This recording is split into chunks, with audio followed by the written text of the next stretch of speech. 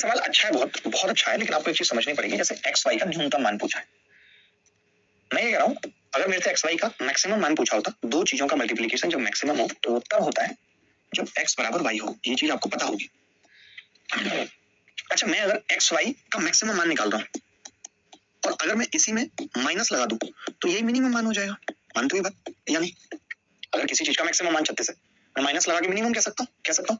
तो मैंने ये कहा कि यहाँ से मुझे ये बात तो पता थी कि एक्स वाई का मैक्सिमम होता है जब एक्स और बराबर होता है वाई, लेकिन अगर माइनस लग जाएगा तो वही मिनिमम हो जाएगा। नहीं, दोनों इक्वल होंगे तभी ऐसा होगा। अब अगर ये इक्वल होंगे तो ये कितने कितने हो सकते हैं? ये तो तय था कि एक नेगेटिव एक पॉजिटिव होगा, क्योंकि नेगेटिव में ऑप्शन भी थे और नेगेटिव में उत्तर भी निकालना है।